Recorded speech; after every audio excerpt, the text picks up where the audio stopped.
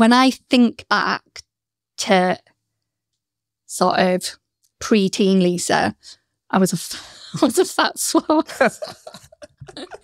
Don't be so harsh on yourself. You're going to use that as a snippet, aren't you? The fat swab.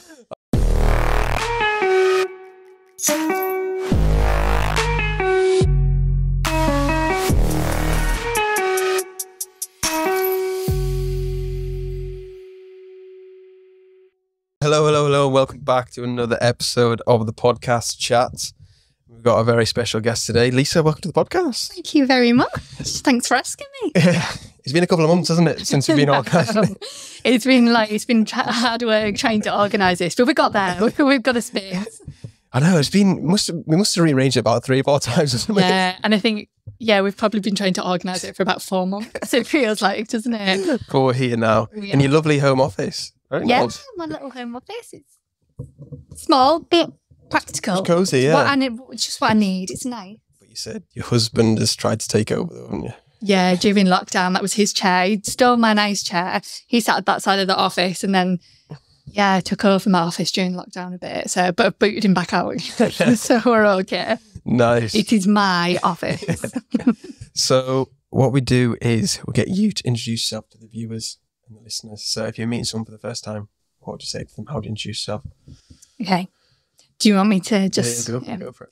So I am Lisa Jackson and I run Acorn Marketing, which is based just near Penrith. I'm an outsourced marketing manager. So I work with businesses to do everything to do with marketing, really. So if an organisation is struggling with their marketing, don't have the resources or the capacity to do it themselves, I can step in as their marketing manager and look at things more strategically than maybe a junior person could, just maybe updating social media, updating websites, that kind of thing. So that's, how I sort of market myself as an outsourced marketing manager. Nice, cool. And then the 3 facts. 3 facts about yourself. 3 facts. So you're prepared, you got your notes as well. I love it when people come prepared. I've got my notes. Actually, I don't think I'll need them unless I forget. So I was trying to think, it's really difficult, isn't it, to think about like what's interesting. It doesn't have to be interested. And I said to my husband and my kids, I was like, what facts do you think about me? And they thought of some similar ones. So the first one is that I once worked on Coronation Street. Oh, no. So I was trying to think of really interesting things. That is a claim to fame, though. Yeah. So I used to work in Manchester and rewind a bit. So I'm from Penrith and me and my mates graduated from uni and we're like, what are we going to do with our lives? And I just said, I want to move to Manchester. Who's coming? So one of my other friends, she was like, yeah, I'll come. So we literally just jumped in a car, drove to Manchester, found a flat and moved there. Like no money, nothing. And then we said, right, we'll give ourselves a month to get jobs. So I got this job working at, it was called Shop Direct, which did lots of catalogues like Very, Marshall Ward. They still go now. They have I can't even think, loads of big brands, online brands. So I was doing menswear buying, homeware buying and menswear buying. And I was like, this career is not for me. So I just started getting in touch with different organisations and thinking what is it that I want to do? And I knew that I wanted to work in marketing. And I knew that I wanted to work in arts or creative industries. So doing Excel spreadsheets about men's elasticated pants just wasn't really cutting it. I wonder why. Yeah, it wasn't the most exciting thing to do. So I just started getting in touch with loads of different companies. And one of those was Granada TV. And I was like, can I just come and work with you? So I took 2 weeks unpaid leave. And you know what it's like, early 20s, you don't have kids, you don't have mortgages and you were a bit more free to do stuff. So I just went and worked for all these random companies and Granada TV was one. And I did a week on Coronation Street and a week with the drama team as well. So I can't even think what the dramas were, but they would maybe do, Pride and Prejudice and stuff like that.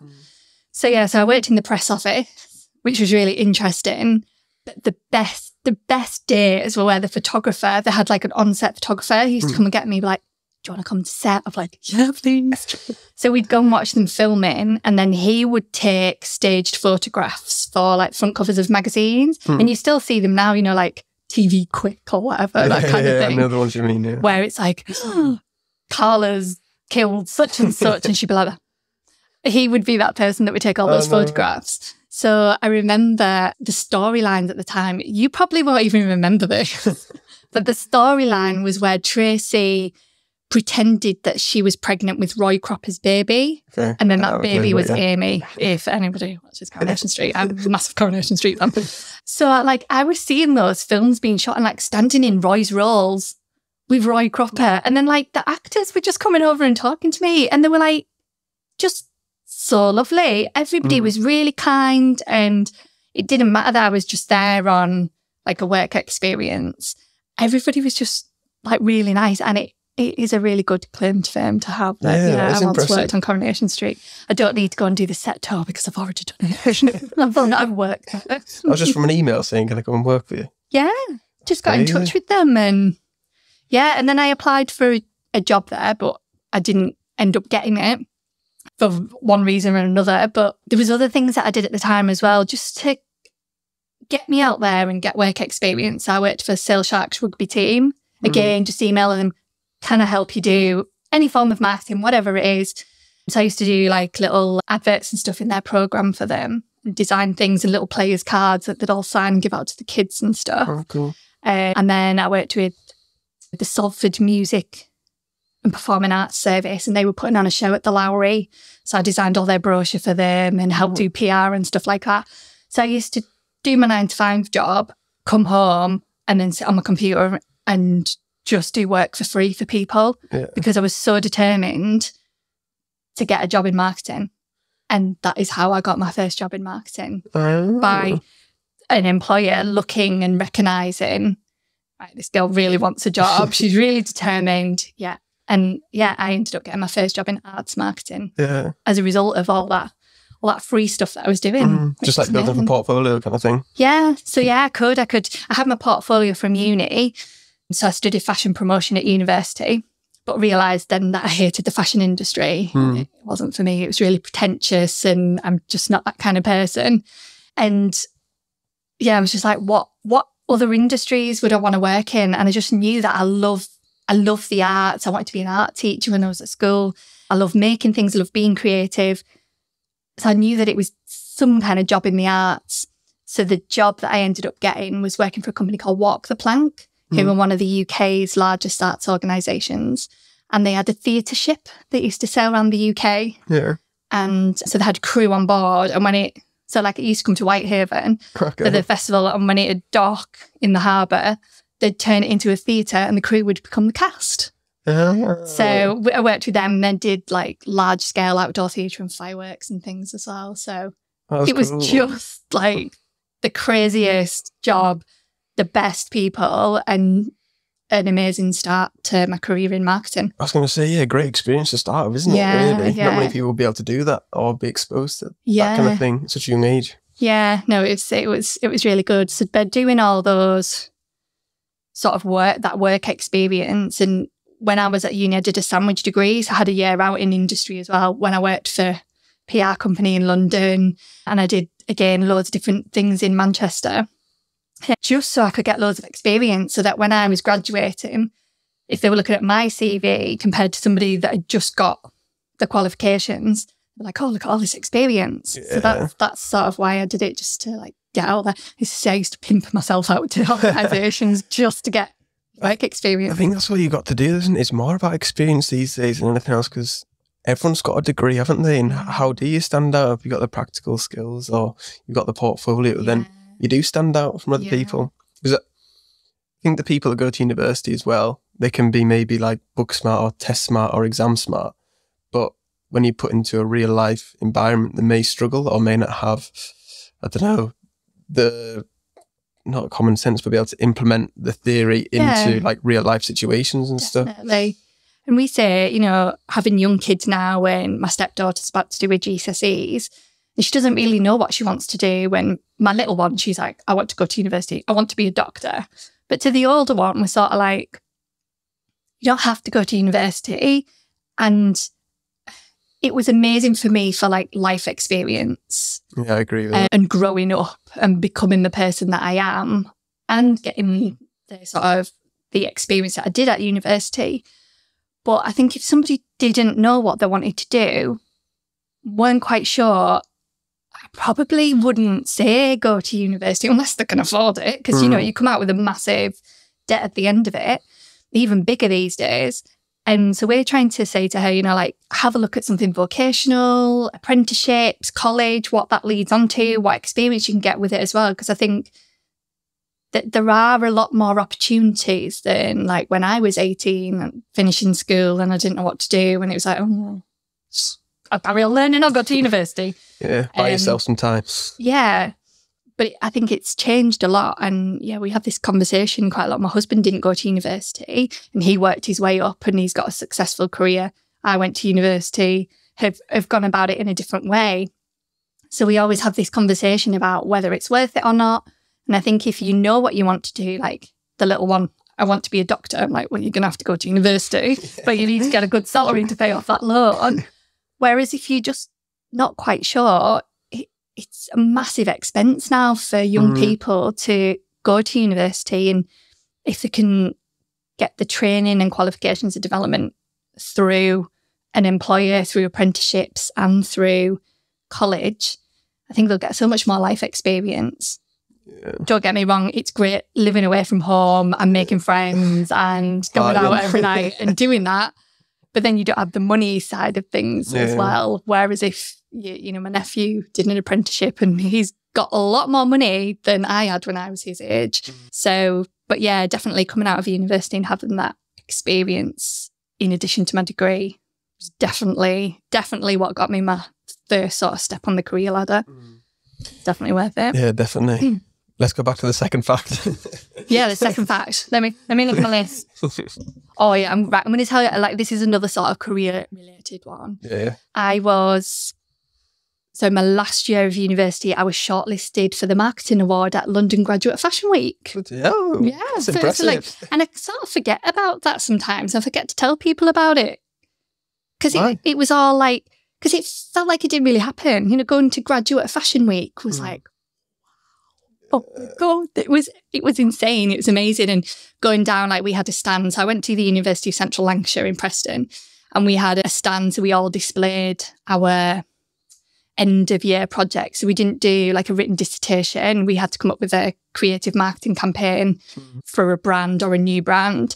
So mine was, I did a range of sun care products for Club 1830. So it was like fake tans, or if you get tan marks, like a thing that you could put over, and the bottles were like really phallic, and it was all really tongue-in-cheek puns, and the photo shoot was really like a bit like risky. Yeah. So we all went and we all had to put on displays and stuff. And yeah, mine got shortlisted for an award. I didn't win, but I was in the top 3 for the marketing award. So again, that was a brilliant thing to put on my CV. Oh yeah, amazing. Say that I'd been shortlisted for an award at Graduate Fashion Week, even though it wasn't fashion. Like everyone on my court, I'd realised at that point, and I even said to my tutors, I don't like the fashion industry. I'm not going to work in the fashion industry.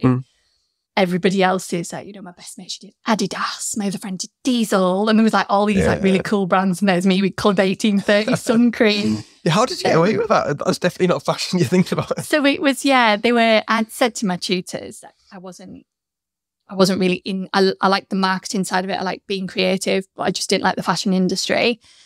And they were like, right, well, look at brands because it's still relatable to other brands. So yeah, could have picked anything really of where we saw that there was an opportunity. And actually at the time, I wrote to Club 1830 to get information and stuff. And they were really good. Their marketing team got back in touch with me and would send me like customer profiles and things so I could build my campaign around it. So that all really helped as well. So yeah, it was a bit of a claim to fame really. Yeah. But when we were down there, like going watching the shows and things of all the different universities that were putting on fashion shows, and, you know, like some of the probably next top designers at the time, who knows whose clothes I got to see walking down the catwalk.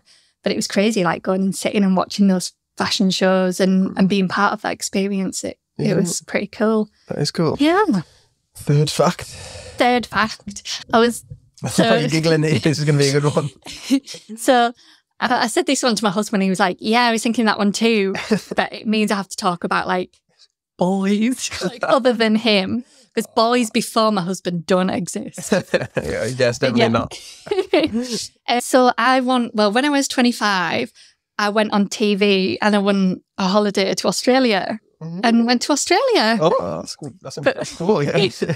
But the thing around it was, so I was going to Australia to meet a boy, an Australian boy. So the T4 had run this competition, and it was in the days when Steve Jones, Makita Oliver, okay, some older people might know those names. They did. It was T4. It was like on Channel 4 on a Sunday morning.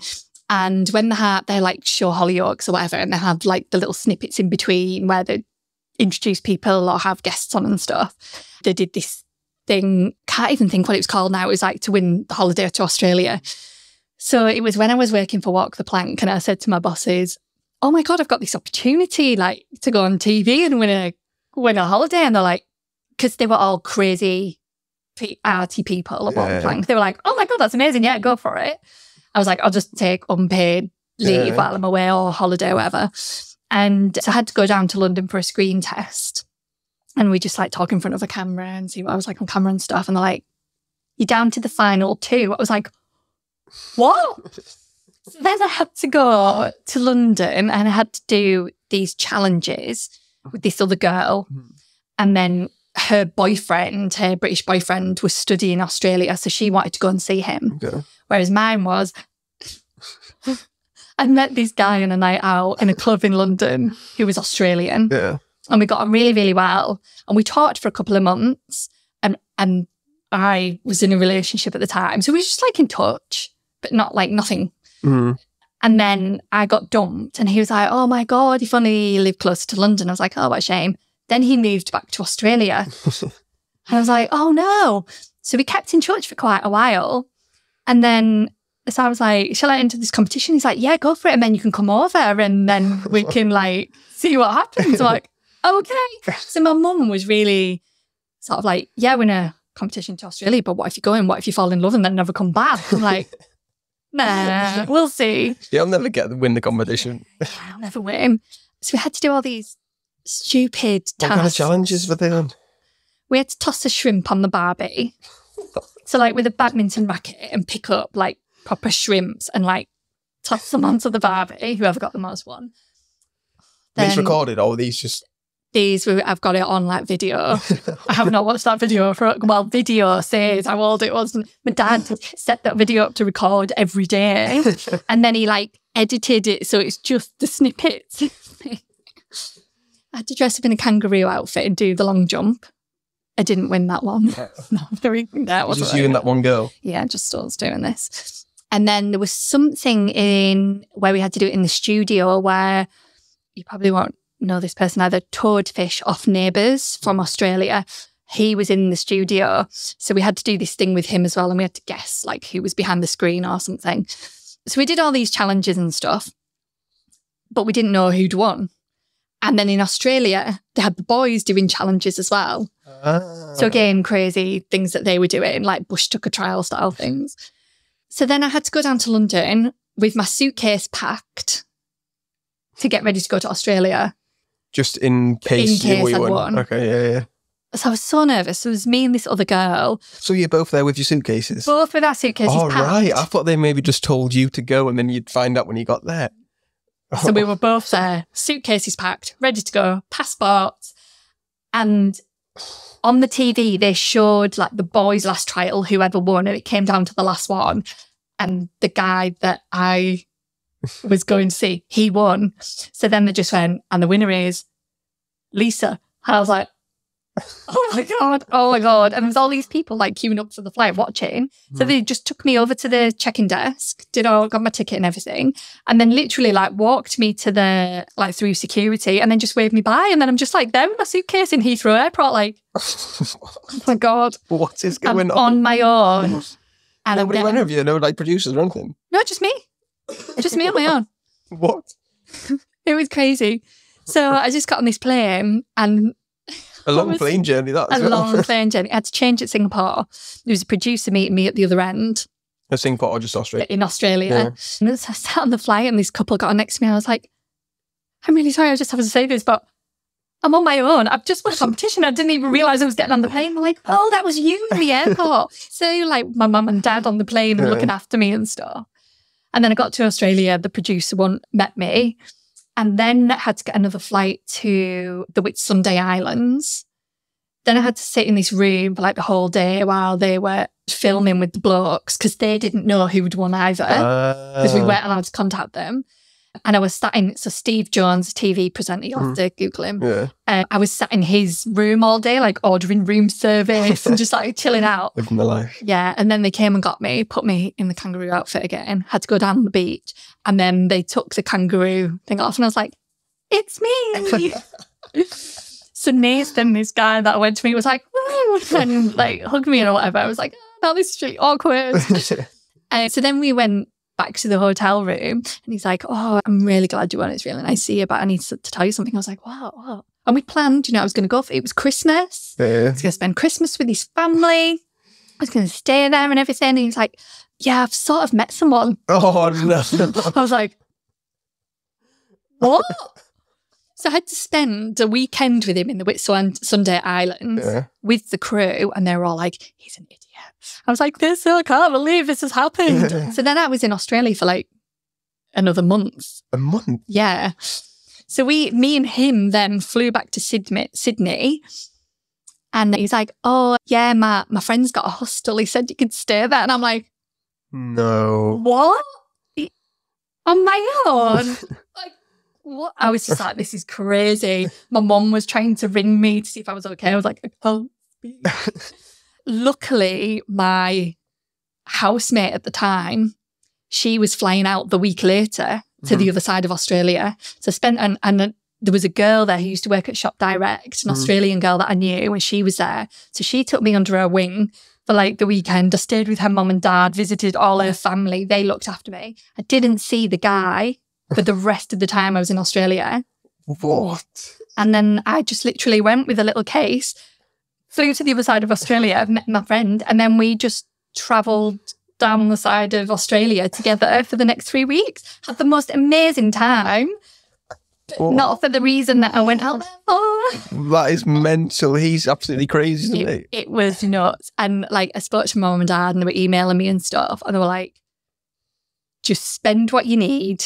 Just spend on your credit card. Just make the most of the opportunity and have fun with your friend. And so it was the most amazing experience, but it didn't start off quite well. The thing is, at the time, you'd been absolutely devastated, but now it's such a funny story to tell. It's so funny. I remember sat on a curb in Sydney, just crying my eyes out. And like, I remember even in the hostel that I was staying in, there was this group of English lads, and they used to call me the posh packer because I was there with my hair straighteners, and I was like, I didn't think I was going to be backpacking. I thought I was going to be staying in someone's house. So they sort of looked after me as well, and they like looked after my stuff while I went travelling with my friend and things, and it was just nuts. Everything always works out for the best in the end, though, doesn't it? Like, totally. That's so mad that your friend was flying out like a week after. Oh, I know. Like, I couldn't believe it. And you knew someone from Shop Direct who was already living there and stuff. Exactly. So yeah, it was just and like now, when I'm in my 40s, I think, never do something like that. It's probably the craziest thing that I've done. Like, just getting on a plane and going to Australia. To meet a random lad you haven't spoken to. Yeah, that I met in a club once. I mean, like, who does that? Yeah. Yeah, me. That's funny. Right, so let's go back to a little Lisa then. We've spoken about quite a bit of your 20s, haven't we? Yeah. But what were you like growing up when you were little? What did you want to be? What did you want to do? What did you enjoy doing? So people don't believe this when I say it because people think I'm quite a confident person because I talk a lot and stuff. But I was really, really shy. Really shy. If I went anywhere with my parents, like say if my mum got up to go to the toilet, I would go after her. Even in front of family and stuff, I'd be like, I was just this shy little thing. And when you look at photos of me, I'm always like this. Because I'm just really shy. So yeah, so I was really quiet, but what did I want to be? I wanted to be literally everything. I wanted to be a nurse, I wanted to be a pop star, I wanted to be an air hostess, I wanted to be a policewoman. When I was at school, I wanted to be a graphic designer. Okay. And then I think I worked for Carlisle City Council maybe, doing graphic design. sure it was Carlisle City Council. And then I realised I didn't want to sit at a desk all day. How ironic is that? Didn't want to sit at a desk and didn't want to do graphic design, even though I still do bits of design and stuff. And my degree was quite graphics based. So yeah, I don't think I really, really knew, but I was very creative, very arty. When I was at secondary school, if my friends couldn't find me, I was in the art room, like sculpting or creating like massive paintings and stuff. So probably one of the best words to describe me when I was younger was a swot. Okay. And at the time I was like it didn't really bother me. I was always really popular. I had loads of friends. I had friends in the cool group. I had friends in the geeky group. And everyone always really liked me, but I was a swot. And I used to like study. Even in my wedding speech, my dad said that homework was my hobby. And I used to come home and I would do my homework, and I just loved school. I loved learning. I still now like always doing courses and things because I just love soaking up the information. But yeah, I think if people couldn't find me or like parents didn't know where I was, I'd be sitting drawing or making something, creating something. So yeah, I quite liked being on my own and doing arty stuff and studying. I wasn't like a sporty child. Definitely wasn't sporty. I was quite overweight when I was younger as well. So I think I had that thing. I was always like people's mate, and like boys and stuff were like, oh, Lisa. But yeah, so I think that sort of has influenced me a lot growing up as well, and being like quite body conscious and of how that affected me when I was a teenager, of being overweight. But I never really used to get picked on. There was the odd comment now and then and stuff. But yeah, so when I think back to sort of pre-teen Lisa, I was a fat swat. Don't be so harsh on yourself. You're going to use that as a snippet, aren't you? The fat swat. I don't know. Maybe. I feel proud. That I worked really hard, and like it doesn't matter because that was who I was, and it got me to where I am, and that hard work and everything has always seen me through. And yeah, I think when you're a kid though, like you only do what you want to do within reason, especially maybe when you're like really young. Then when you get to like teens, I feel like a lot of people, and even me, would have done stuff that you want to fit in, like the yeah, because your mates are all doing it. Yeah, and like if you do something a bit different, you might get picked on. Like, yeah, why are you doing that? Why are you doing that? But yeah, you just want to fit in, don't you? And you want to be liked and be popular. That's And then when you maybe leave school and your later life, it's cool to be different, isn't it? Yeah, like that's why it was good for me going to university, and like it was the making of me. It was almost like, you know, like the ugly duckling.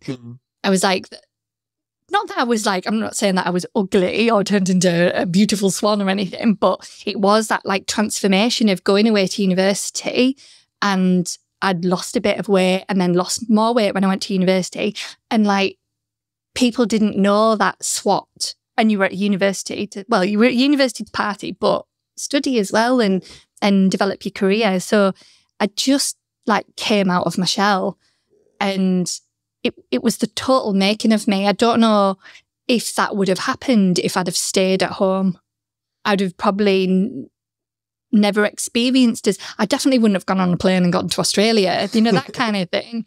So I really came out of my shell. Like people didn't see, you know, like everybody from home sort of knew me as that fat swat. But that in my head, other people probably didn't think that. No. I remember the first Christmas coming home, and everybody like used to go out on Boxing Day, and we all met. And I remember people going, "Oh my God, Lisa!" Because I was just like, I was wearing like clothes I would never have worn when I was at school, and my hair would be different. I'd lost weight, and I was just like, "Hi!" And like, oh my God, what's happened to you? Yeah. So yeah, it was definitely the making of me. Yeah, because you can reinvent yourself when you go to university, can't you? Because like you say, I don't know if you went with anybody that knew, but say I went to Cardiff Uni. I didn't know anybody. Yeah. Well, there was one guy in my football team, but I didn't really hang around with much. I just went into the halls and didn't have a clue who anyone was. And you can just, if you want to be who you want to be, there's no like, I don't know, history of being a fat swat or whatever. And you can just do what you like, and it's quite cool to do stuff different, because then you'll find more people, because say maybe up here, less people do different stuff. Whereas when people are coming from different, like bigger cities and stuff, they're being exposed to different experiences, activities, and they've got different interests and hobbies, and you can actually find people who've got like common interests with you, can't you? Definitely. And really like build a friendship with them, and you bounce more ideas off, and that's when you get your brain going, really. Yeah, definitely. Because I absolutely loved university, like I say, for the social aspect and the growing up. Yeah. Because when I got dropped off by my dad when I was 18, I was like, what do I do now? Like, how do I cook? What do I buy food shopping? Yeah, and like organise my time. Clean your clothes, like wash your clothes, and like go to the laundrette, or like wash them in your sink, or like it's all that stuff. Simple you have stuff, to learn. Yeah. Going and doing your food shop, how much you need, budgeting. Like there's just so much to learn. I don't think you appreciate that when you first think, oh yeah, I'm going to go to uni, and then you get I've got like, life figured out. Oh my god.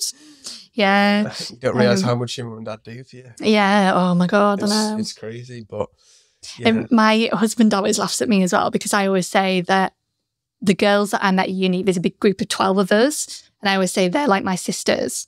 And he always jokes, he's like, is she your friend, or your best friend, or your sister? I'm like, I lived with them for 4 years. They know me inside out. They're like, we're like a sisterhood. Like we are sisters, but we're all over the country now. Like some of them I haven't seen for a couple of years. We try and meet up every year, but we've all got kids and stuff and busy, and it's harder to meet as you get older. But we grew up together. We all know each other's exes. We all know each other's history. We all know each other, what we all look like naked. You know, we were like sisters, and I still regard those girls as my sisters. I think that's the cool thing, like say if people choose to go to university, isn't it? That you all come from different like upbringings and backgrounds. And then when you finish, you do go to different places, and then if you go to a certain place, you think, oh, so-and-so lives there, pop in and see them. Yeah. You haven't seen them in a few years, but it's like you haven't not seen them in like since yesterday and stuff. Yeah. Because I remember for my birthday, I went to Dubai in February, and one of my flatmates who had lived with like 2 years, his like ex-girlfriend has just moved to Dubai like the month before. Hadn't seen her in like 4 years, 5 years. Saw her on Instagram, was like, oh, what are you doing in Dubai? I've just moved there. Went and met up with her. It's like you hadn't seen her in like a few years ago, and it's just like crazy how when you go to uni, people move everywhere. And then these days, how accessible it is on social media to just meet up with people. It's just cool, I think. It is, isn't it? Yeah. That's the one big thing I think I learned from uni as well, as networking, to like how to chat to people and how different people work and what makes them tick, and how to be friends with different friendship groups and all that kind of stuff, really. But definitely. You do, it changes you. University, it really does change you. And for me, definitely was a better. I was definitely that when I was really little, shy, little thing, really polite, really kind, or, you know, like really good little girl. I'm not saying that I wasn't when I went to university. I just grew up and it's like found myself in a way. Do you know what I mean? You're like, you it's not that deep, but it is true, isn't it? Yeah. Because you do find out what you are like as a adult, don't you, kind of thing? Yeah. And I think it's quite cool. Because when you're 18, like I didn't have a clue. Like I thought I'd like figured out, but then because I did 4 years at uni, and when you're 22, you think, bloody hell, you've changed a lot in that 4 years. Well, it's time in general, really. But I was going to ask you, so when you were at school then, why did you do fashion and marketing? Or what is it that you wanted to do? Because I think it's always like you're saying about your stepdaughter, it's a tough question, isn't it, to say, what do you want to do? What do you want to do? Like, do you want to go to uni? Do you want to get a job? And really, especially these days, I think that what you do at 16, 18, 21, you're probably not going to do for the next 40 years. Like my dad trained as like a chartered accountant, and he's done that all his life. But I've done like hotels, events, marketing now. I'm only 27. And people change, don't they, now? So what was the thought process? What was your kind of mental state at that age? Yeah, it was funny because I always remember my mum saying, oh yes, Lisa will go to university. And I was like, I don't really want to go to university. Didn't want to move away from home. I was that shy girl that liked being around family and stuff. And I was like, oh, don't think university's for me. And I wanted to go to Carlisle Art College and do art. Just loved it so much. That's what I wanted to keep on doing. And it wasn't until like we were in sixth form and friends were looking at prospectuses and talking about university that I was sort of like, everyone else is going. Maybe I should be. I don't know. I'm not sure. And then I decided I wanted to be an art teacher because when I was younger, I had an operation on my ankle, so I couldn't do PE for a long time. So instead of me just sitting watching, I was like, can I go in the art rooms? Can I just go and do some art? And they were like, yeah, all right. So I'd go in and I would help with the younger classes, my art teacher, got on really, really well with her. And so I'd go around them all and I'd help them with the paintings or the drawings and things, have a bit of crack with them and stuff. And I was like the cool old sixth former sort of thing.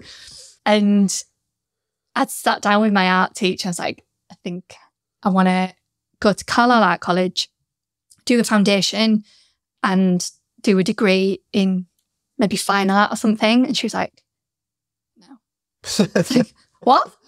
And dream shattered. Yeah. She was like, no, you can't be an art teacher, Lisa. I was like, why not? I really love coming in. I really like working with the younger years and stuff. And she's like, no doubt you're talented, but you need to do something academic as well. Because I was really good at English and like I say, I was a swap.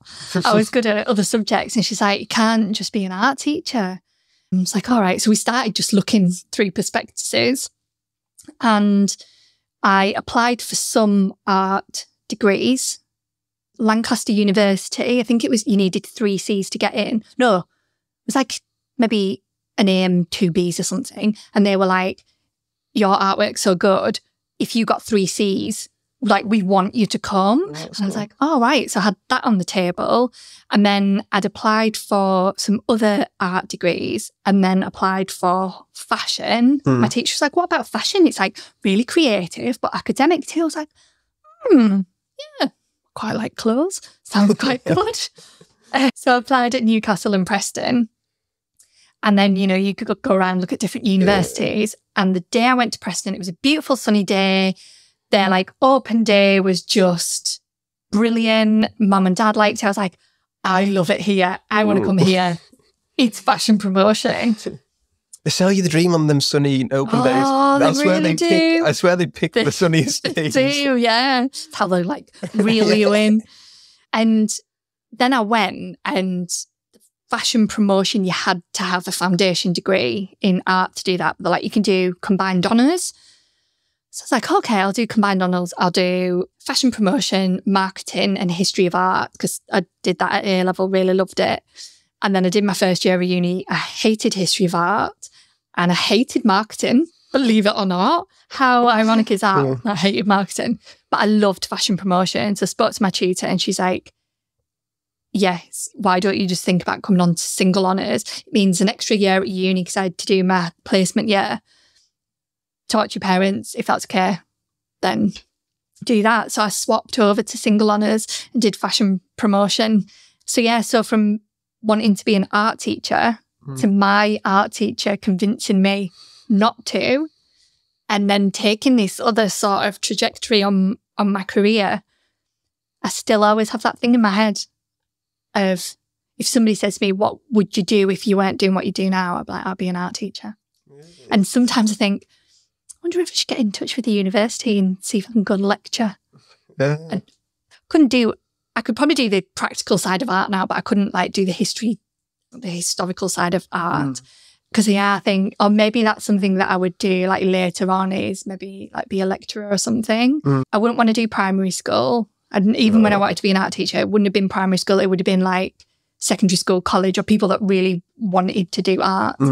But yeah, so it's always been in the back of my head as a what if, or what if I'd done that, how things might have been different. It's crazy though, isn't it? Like moments like that, speaking to your art teacher and she convinced you to make a different decision. And if you imagine if you didn't have that conversation and you pick something else, what are you doing now? You'd probably be an art teacher. Probably be an art teacher. That's mad. Yeah. So then, which uni did you choose again? Preston, because of the nice sunny day. The nice sunny day, and it was probably the closest university at the time, apart from Lancaster. I didn't want to be any further away. Like I was such a home bird. I wanted to be near my mum and dad. So, and all my friends at uni used to love my mum, and she'd come down at weekends and stuff. We'd take her out to like Tokyo Joe's and take her clubbing and stuff. And they all loved her. Like she'd sit and smoke with them and drink gin and things. They thought she was brilliant. That's cool though. Yeah. So yeah, that's why I went to Preston, because it was just easy to get to. I had the complete opposite. I went to Cardiff because it was far enough away and my mum and dad couldn't sneak up. So then you already told us a bit about your first job, didn't you, out of uni and stuff? Yeah. But then how did things kind of like spiral from there then? What was like the job after that, and when did you move to London and that kind of thing? Yeah, so it's quite a bit of a... I've gone all over the place, really. So I started off literally moving to Manchester, going with my friend in a car. I probably think I'm nuts. And short journey, short story. So I got my job. It was a temp job originally as a homeware buyer, like assistant buyer. And then I ended up staying there for 2 years and then realised it's not really for me.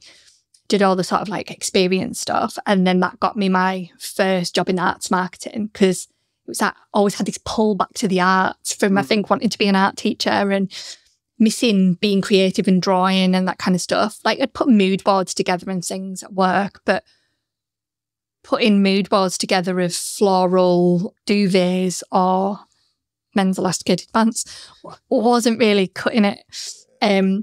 So yeah, I started working at Walk the Plank as a marketing officer, and probably, you know, like influential people you meet in your life, like my old art teacher, my first boss at Walk the Plank, again, was a very influential person. She was just vibrant and creative and crazy, and was always losing the keys and was so unorganised, but this amazing creative mind. Like they all were just crazy people. But she really helped me with my first job in marketing, of knowing what to do. And I just sort of organised the marketing office because there was no one else did marketing there, and just helped them implement things. And it was just a really good foundation for my career. And then...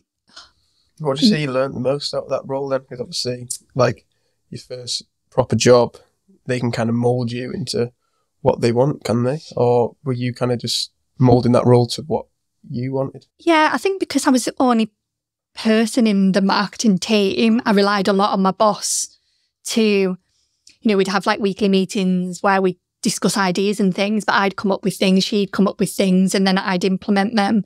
And I think just having to look at something strategically and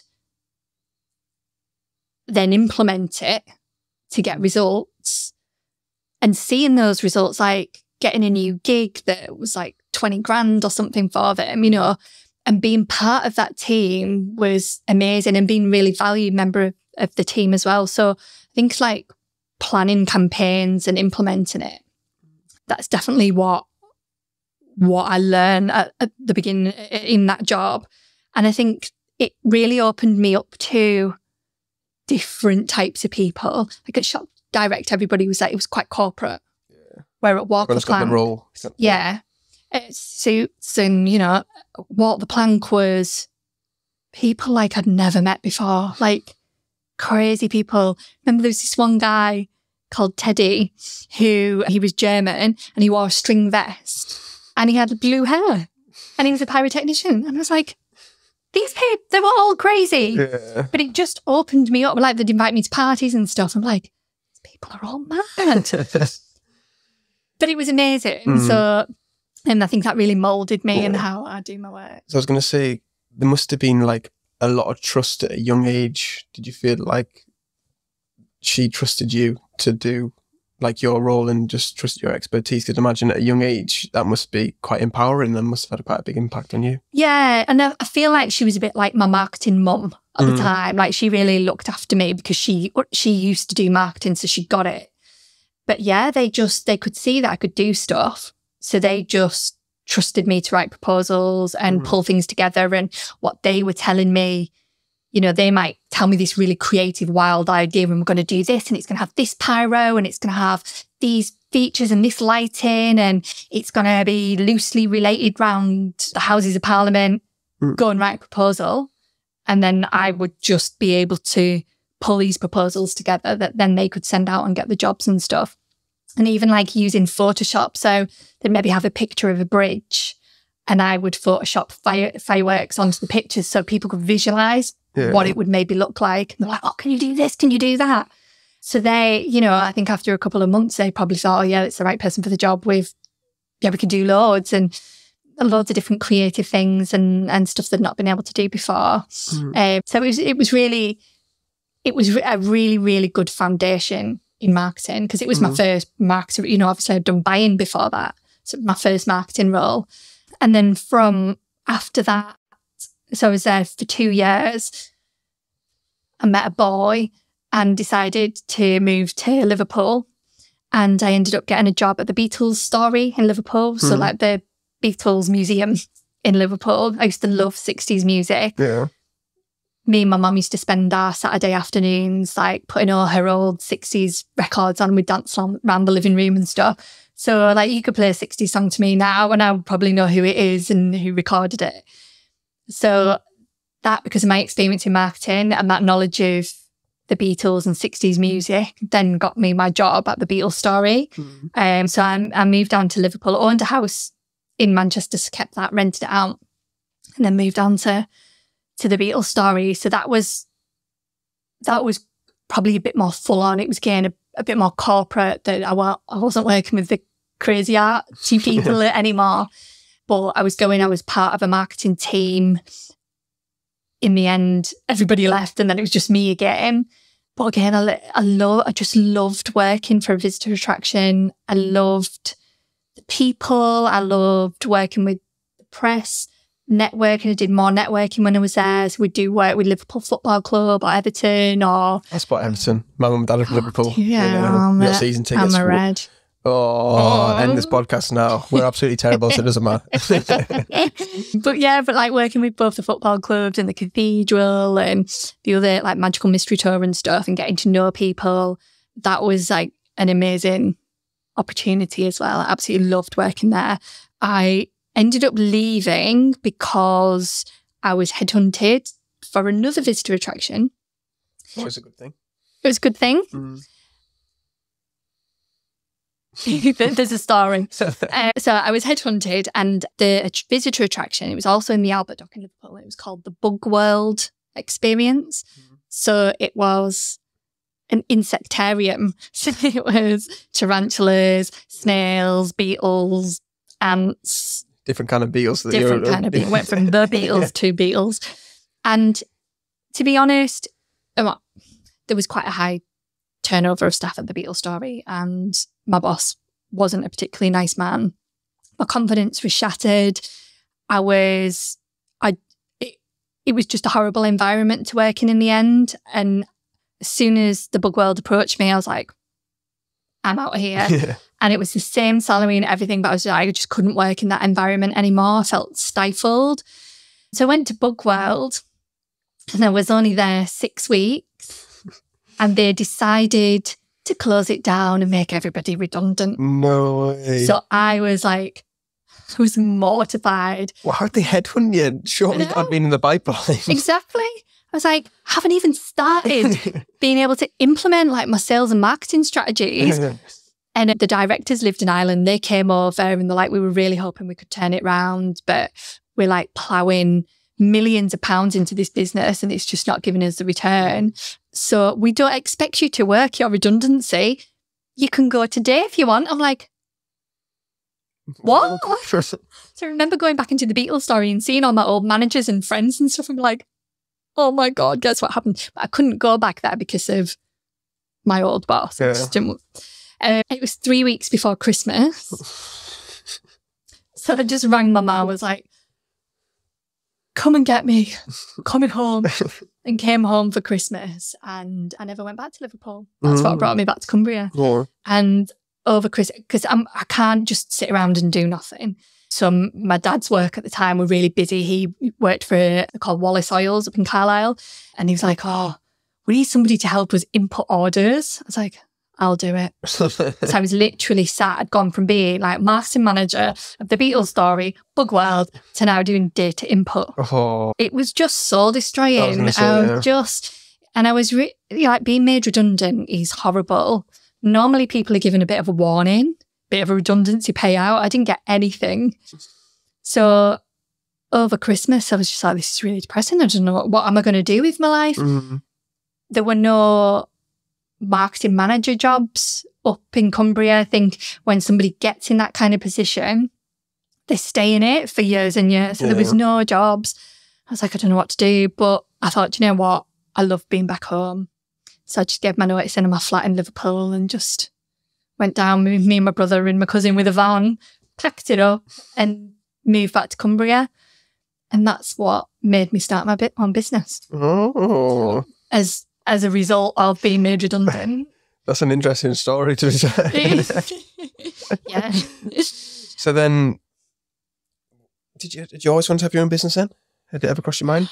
Not at all. I'd never even thought about it. And you know, it's really funny actually, because when I look back, I'd never thought about myself running a business.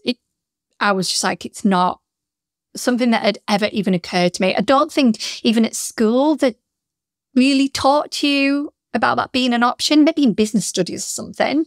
But I don't think anyone, what was it called? Like a young enterprise thing where you set up your own little business and that kind of stuff. And my team won, of course. I was a swap. That I'd never really thought about it. But when I look back at my family, my dad had run 2 of his own businesses. He used to be a baker, had a bakery in Kendal, and then we owned a shop in Penrith. So hence why I ended up being the fat kid, because we lived in a shop. My granddad had a butcher's and abattoir in Penrith and was a really well-known businessman. So then his son took over that business. And then a few of my cousins have their own businesses, all men. And I think that might have been the thing. I was a girl, it was all men in my family that ran businesses. But when I think back now, I'm like, oh my God, there's so many people in my business, in my family that have their own business. So maybe it's actually in my DNA somewhere that that's what I should have done, but it just never occurred to me. And it was when I was at that period at home of like, I don't want to go and sign on. I just don't think I can do that kind of thing. I did eventually. And they were sort of said to me at the job centre, they were like, you're a clever girl. You can work the system. I'm like, okay. While I was like, writing to companies, because I wasn't just, looking on Indeed or the job centre website and applying for a random job. Being proactive. Yeah. And so I wrote to lots of different businesses and I sent out little packets of forget-me-not seeds. And I was like, when you need somebody to do your marketing, don't forget about me. I'm here, I've got all this experience. And Lila Castle at the time had just got funding to develop into a visitor attraction. So I wrote to them and their operations manager wrote back and he's like, oh, really interesting CV. We don't have any opportunities at the moment, but maybe there's something we could do freelance. And I was like, oh, freelance? Yeah. What's to say if they need somebody that other places might need somebody too? So it was Lowther Castle that planted that seed on my little acorn. That's where the name comes from. That initially gave me the idea to think maybe I could turn this into something. So again, when I first started, I would just pimp myself out. I'm here, I'll help you, what can I do? So I started, the very first thing I did was started as the secretary of Penrith Chamber of Trade. Okay. And literally just almost put a bomb under it and changed it. People were signing up to be members, we were doing really cool events, membership grew, and I got to meet loads of different people. Yeah. As a result of that, then they're like, oh, can you come do marketing for me? Oh, can you come do marketing for me? And I used to I'd be networking all the time because I was single, didn't have kids, just went out to as many networking things as I could find.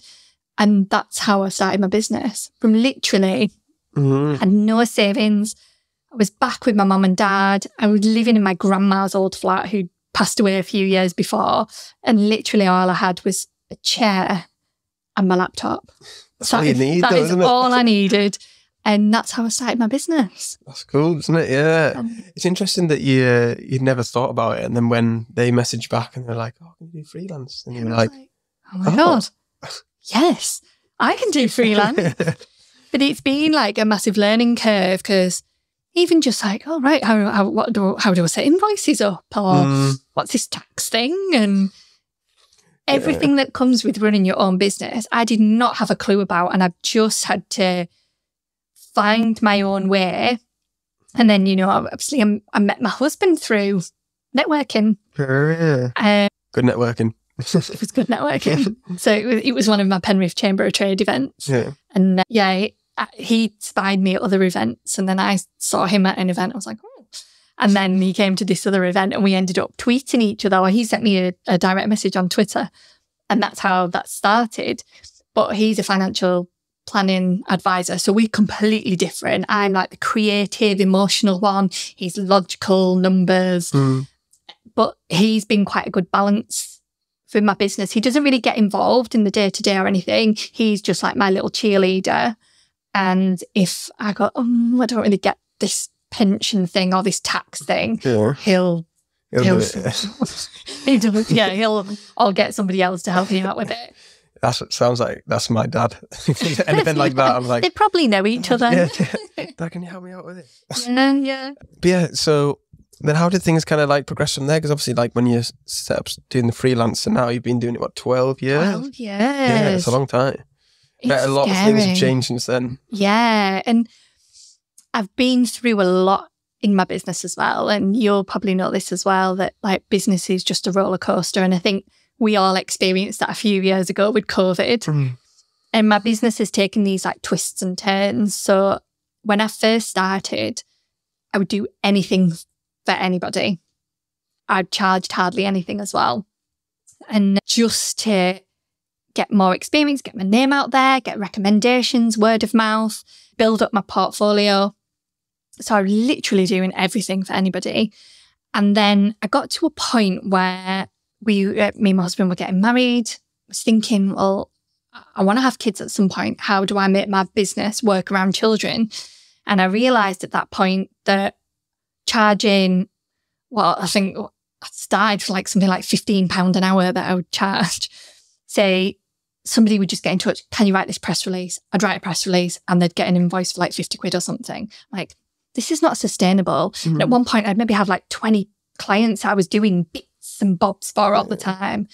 And it was like, you can only charge for so many hours. I can only work so many hours. And at that point as well, without having kids, I was working all the hours. I was, that typical thing when you have your own business, you would sit till midnight or like 3 or 4 o'clock in the morning sometimes and work and work and work. I'm like, this isn't going to work. And I have children.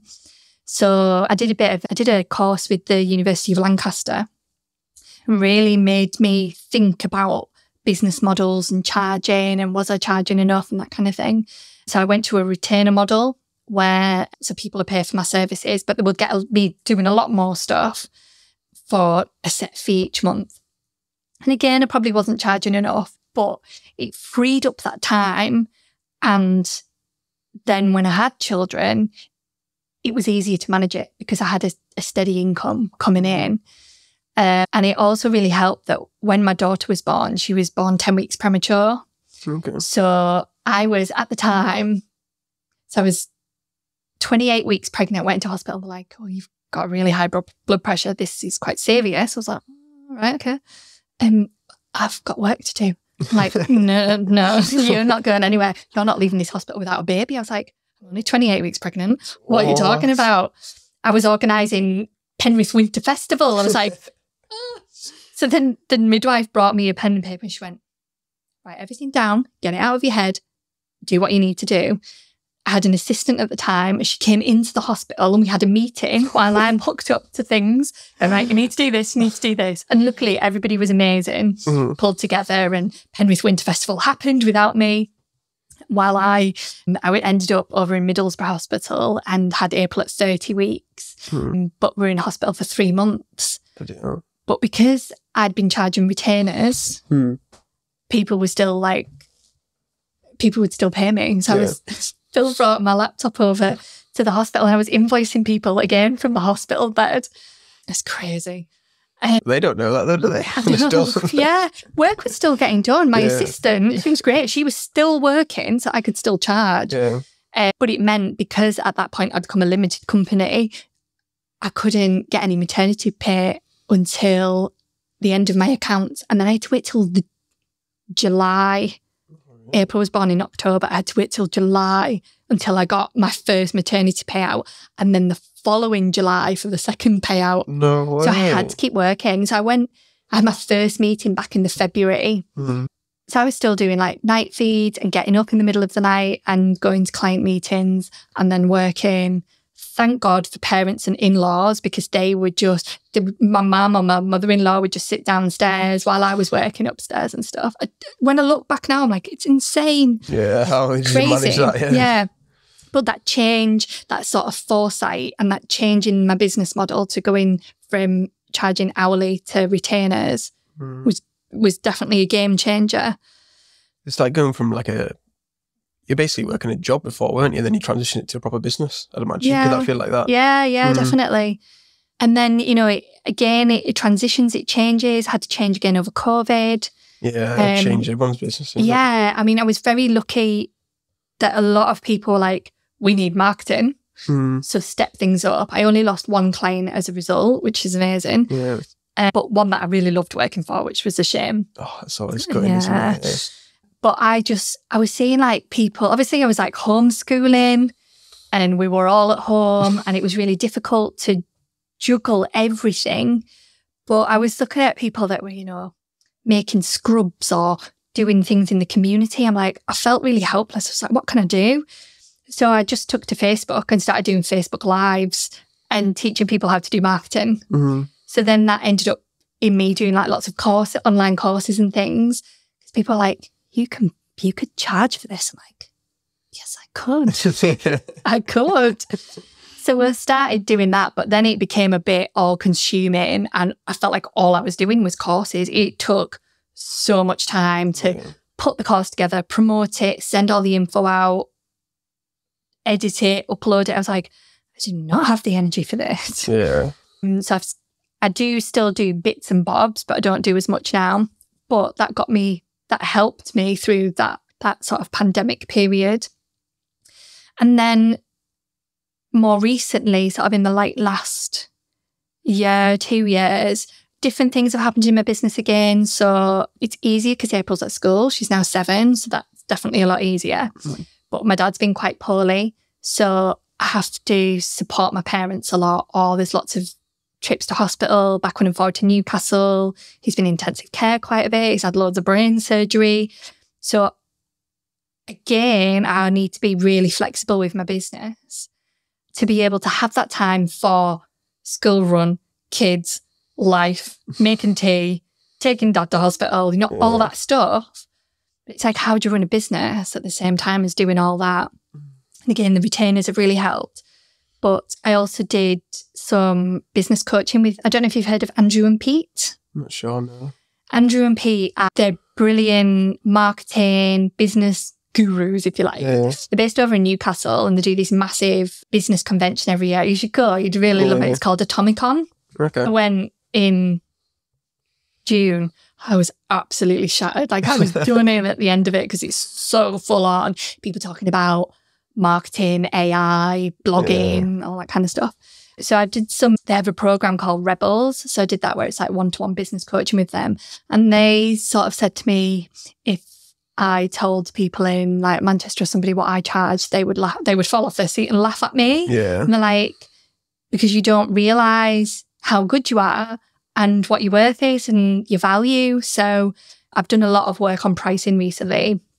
And it's that thing of getting across that I'm a marketing director, an outsourced marketing director that, I've got 20 plus years of experience that I can give to people of a strategic marketing across all platforms, whether it's PR, websites, social media, sales promotions, whatever it is. I've got that strategic mind that and experience and skills and knowledge that can really help businesses. And I just was totally undervaluing what I did. I'm like, oh, it's little old me, little freelancer Lisa. Yeah. Feeling like I was 12 years ago. And they're like, but you're not that person anymore. Oh, like my business has totally changed and developed and expanded. And I'm like, yep, you're right. So by doing that again and making those changes and actually charging for what I do, because I really wasn't charging what I should have been before, I've been able to make so many changes to my business, working probably about half the hours I used to work, but making more money, running a business and being there for my family, but not being one of those crazy, silly business people that only work and don't have a life. Yeah. And lots of people, you know, like, well, my dad's been poorly, people say to me, you need to put your life jacket on first, or I'm like, yeah, but I do. I go for a massage. I go for spa days. I have a really good work-life balance now. Are you going on holiday as well? Yeah, so I'm going to Mexico next week and I turn my emails off. Do not look at them. I don't think about work while I'm away. I work hard in the run-up to going away, so everything's planned and organised. The team I've got, people that I work with, they'll do stuff while I'm away. And when I come back, they'll have sorted my emails out. I can just come back and carry on.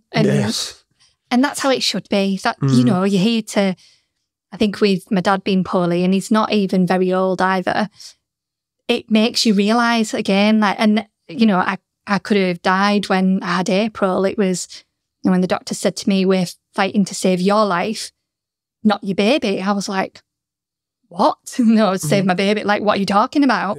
Didn't really appreciate until afterwards that it was my life on the line. When you've had those experiences, excuse me, when you've had those experiences, it really makes you reflect and think life is not about sitting at your desk and working. Yeah, money's great. And the experience you have through your business is brilliant, but life is so much more important. Definitely, yeah. Oh, get really deep. Yeah, no, what's that phrase though? You shouldn't work to live, you should live. No, you shouldn't live to work, you should work to live, is it? Oh, no. Work to live. Work to live, yeah. Not live to work. Not live to work. Yeah, that's right. There, we got there in the end. We got there. It's so true. It's so true. And, you know, like my dad's only 72 and he's, at some point, he's going to have to go into a care home in the next, few days. We're hoping if we ever get there. And I'm like, oh my God, he was working a few years ago. And then lockdown hit, he got poorly.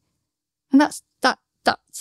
Like, that's his life sort of gone. I'm like, oh my God, it terrifies me. And I don't want to think that I miss out on time with my kids, doing things with friends, having life experiences, having a life, because I'm sat at my desk worrying about if somebody's website's up to date.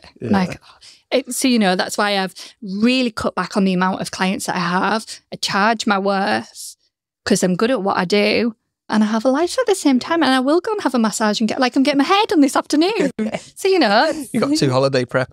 Yeah. I think speaking to other people on the podcast, a lot of people's regrets and stuff are not going to as many family events or stag do's or hen parties or weddings or whatever it is. Because I've been working. Yeah, and I think you're probably one of the few people that sound like you've got a good work-life balance and may not have those regrets of being there for your family, your kids and that kind of thing. I think that's important. It's so important. And sometimes my little girl will tap on my phone. She's like, why can't I have you've got screen time, why can't I get it? I'm like, oh, and I'm really conscious of when I'm with her, if it's a number I don't know or a work thing, I don't answer the phone. They can leave me a message. If it's urgent, I will ring back. I try not to look at my emails unless, again, something urgent coming in, because I don't want her to look back and think, well, Mummy was always working. I want her to feel inspired to think, well, I could run my own business. Or say to my 15-year-old stepdaughter, I'm like, put stuff on eBay or Vinted and start your own business. And she's like, no.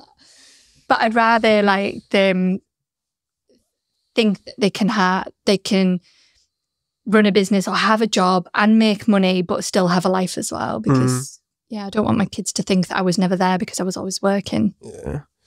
Going back to the pricing, selfish question from me, because I had a meeting with somebody the other day about that, and he said I need to do like a product matrix on like packages, because I don't have a set package. Yeah.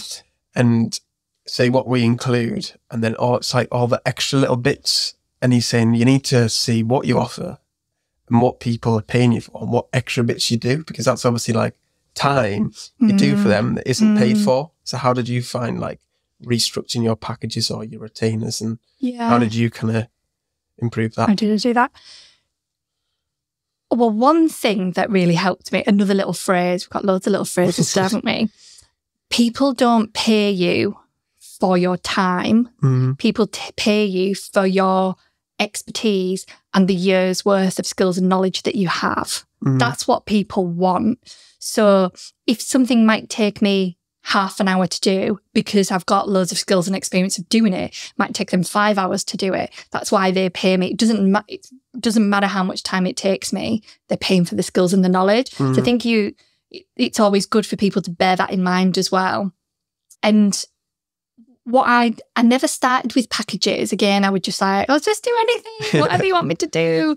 So say if somebody, I've sort of, the types of different packages now are, so the top line one, which is the main one that I sell, is I'll be your outsourced marketing manager or marketing director. It is literally, I will start with strategy and look at everything, and then me and my team will implement your marketing. So you could be a business that has nobody that does marketing in your team and needs somebody, and it's almost like you get not an agency, because I feel like I'm different to an agency. People get me and people buy me. So they get my skills and knowledge. So they get everything sort of, I won't be there every day working in the business. I won't be there all the time doing everything. I won't be sat all night doing their work. But we sort of have an outline of when we've done a strategy, we can see what they want to achieve. And I'll know exactly what I need to implement and how much time that's going to take. So that's as like the full marketing manager package, which is a couple of grand, but it's a lot of my time and energy, and I will be totally focused and dedicated to that client. Then I have another one where sometimes people, quite often with marketing, they get like a bit stuck. They just don't know what to do. They might have tried things. They don't know if it's worked. They feel like they're going around in circles. They've got no direction. And I'll do like a strategy for them. So we'll have a couple of days planning, and then it can take me a good 4 or 5 days to write a strategy with all the research and everything. So that's like a package that I would do, but without the implementation. That would just be like a one-off thing. So they're like the sort of the strategy and implementation, then just the strategy. And then I'll have like a bespoke project as well. So if somebody came to me and like, we're doing this project and it's going to last for like 3 or 4 months, so we need X, Y, and Z, I will put like a bespoke package together for them. But if somebody approached me now and said, oh, we need somebody to manage our social media, I'd be like, oh, go and speak to X, Y, and Z. Or can you just write as a press release? I'd be like, oh, no, go and talk to such and such. Yeah, and that's what I used to do. And it's not the most effective way of working. When I can work with a client one-to-one, get a really good understanding of their business, and they know they can trust me to look for opportunities and know that I'm going to get everything done. The social media is going to be kept up to date and ticking along and it's going to be effective. The e-newsletters, the website, PR, whatever they need doing, that it's all going to be managed. And they can just sort of go, oh, okay. And then I really love it when a client goes, oh, we need to think about this, or can you just do this? I'm like, I've already done it. So that's how I package it up. But I always think, going right back to my first job at Shop Direct and how we used to sell bedding, for example, when you were building a page of bedding, you would always have good, better and best. And I always think that's a really good way to build a packages. So start with your good offering of this is the few bits you get, but it's maybe not that brilliant because you want them to go for the best one. Yeah. So the best one is what you always like push and try and sell. But if somebody comes back and like really can't afford that, then it'd be like, well, what about the better package because that's got this, this and this. So I think that's quite a good thing to keep in mind. And I think when you have too many packages, it gets too confusing. People are like, well, what? Yeah, too much choice. Yeah. So that's why like the main thing for me is Outsourced Marketing Manager, where I can look at everything and really get under the skin of the business and transform that business and really make a change. Me just writing one press release is not going to make much difference to their business. But where I can look at everything, look at how the website's performing, look how social media is performing, go, that doesn't work, let's not do that, let's focus on this, and actually see an increase in ticket numbers or sales, then yeah, and then they'll keep investing in me and tell other people too. That's the main thing, isn't it? Referrals are so strong. Like, even though I do social media, there's nothing stronger than a word of mouth referral. I even wrote a social media post about it. It was maybe the beginning of this week. I'm like, it is the best marketing tool. Yeah. And when I think about all my clients, like, for example, one of my clients is Walby Farm Park. I met Katie at Walby Farm Park when I first started my business, all that time ago. But we started working together last year. So even though we haven't worked together all that time, she remembered me. We'd made networks. She'd probably seen things that I was doing, maybe heard off other people. And then when the time was right, I wonder if Lisa can help with this. So I think when you look at my clients now, I think all of them, bar one, were word of mouth.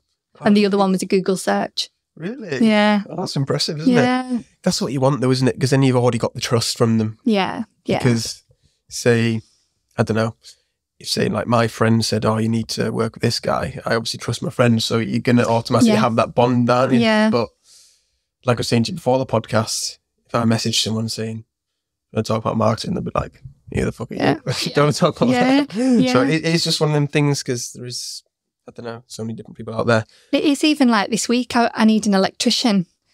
And I've asked two people, a plumber that I know, I'm like, what electrician do you work with? And then somebody delivered me a tumble dryer the other day.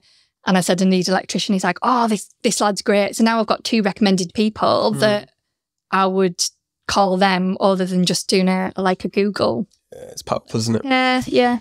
So then who would be the right person or business to come to you?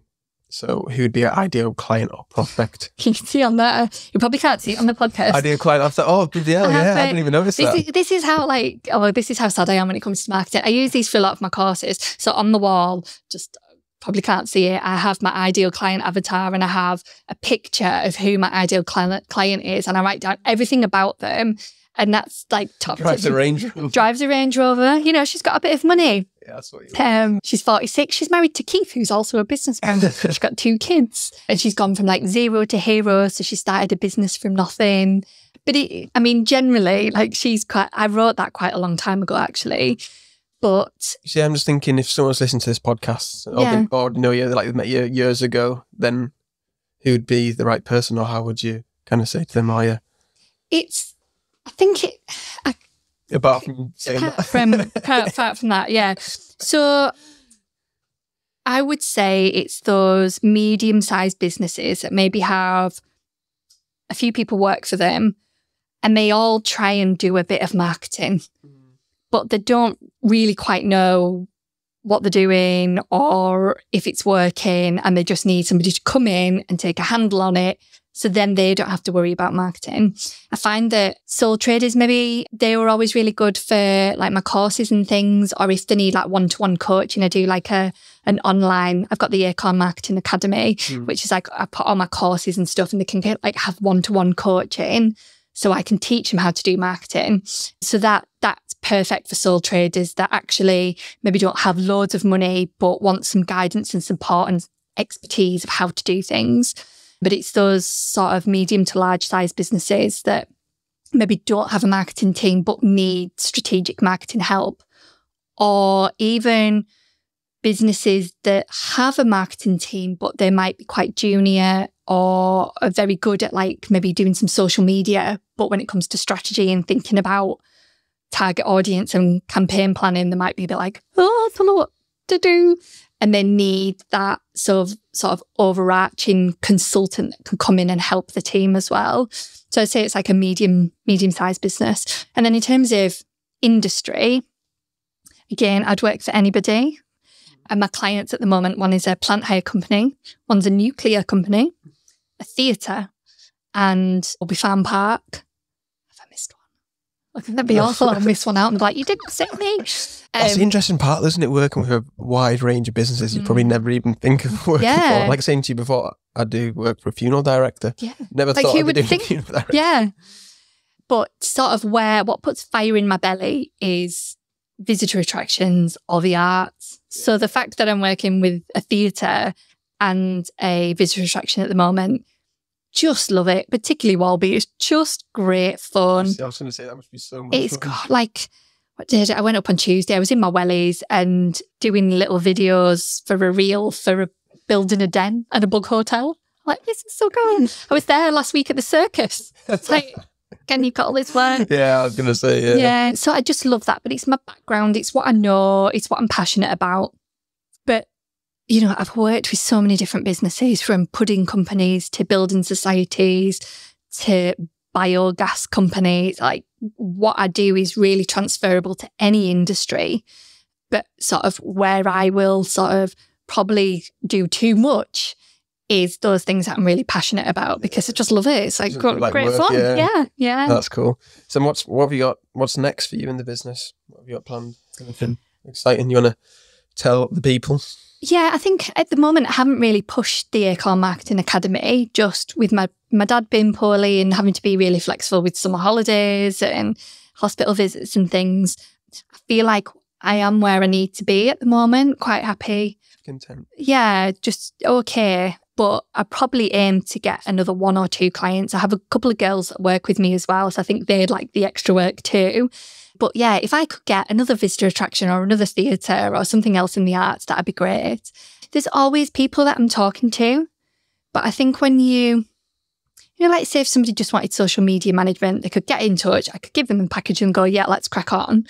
Whereas when you work with somebody as a marketing manager, those conversations can sometimes take 6 months to a year to build into anything. Or you might have a conversation with somebody, might do a little plan for them, and it might be 6 months before they get back to you to actually start doing stuff. So I always feel like I'm having loads of conversations in the background. Yeah. And then it's nurturing those people, isn't it? Yeah, because I couldn't take on like 2 or 3 new clients at the same time, because it's quite intense right at the beginning, writing strategies and things. So I could only take 1 client on every couple of months anyway. So, and generally I don't have capacity. So when people get in touch, I'm like, sorry, you can go on a waiting list and I'll come back to you in like a year or something.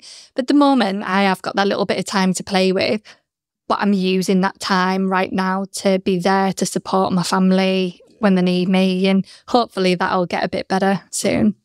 But yeah, I would like to push the Acorn Marketing Academy a little bit more and have some more people on that and like do one-to-one coaching and things. I've not given it the time that I need to really to make it into something that it could be. And it's just sort of sitting there waiting. Yeah, we'll get there, won't you? Like you say, you've got life stuff going on. That's it, yeah. Life happens. Yeah, it does. Right, we've been going for ages, nearly an hour and a half. I told you I could talk. So let's just do greatest strength and greatest weakness, and then we'll finish. Okay.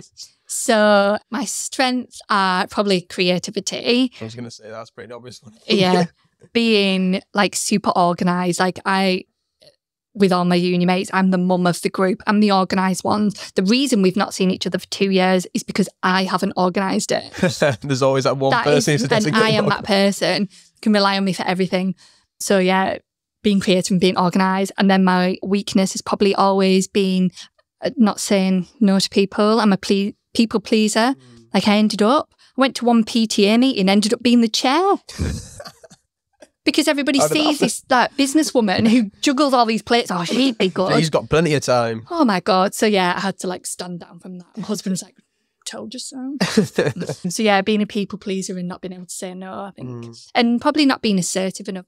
More when I was younger, if people said something to me, I'd just be like, okay. And probably my old boss in my old job, I wasn't assertive enough with him whereas I think I am now. But I think that comes with age and experience. Like, I don't really care what people think now. I'll just tell them. If I don't like something, I'm like, no. Yes. Exactly, yeah. But yeah, I think this podcast has been really good because like I've learned so much about you, and I think what I say to everyone is it really humanizes you as like a business owner, because they maybe see you on like social media or you running the business, but they don't know the ins and outs or the behind the scenes of what actually goes on in your life. Because I'm thinking, crazy managing all these different things. How does you do that? Yeah, how'd you do that and run a business? It's like crazy. So I think loads of people will find this really, really interesting. Oh, God. I haven't talked too much, hopefully. I'm just worried about your time because I know you got a meeting after this. So where can people find you, follow you, get in contact, all that kind of stuff? Plug all of your links, websites, phone numbers, whatever you want. Yeah, so website is acorn-marketing.co.uk. And if people want to have a look on social media, I'm usually hanging out on Instagram or LinkedIn, other places.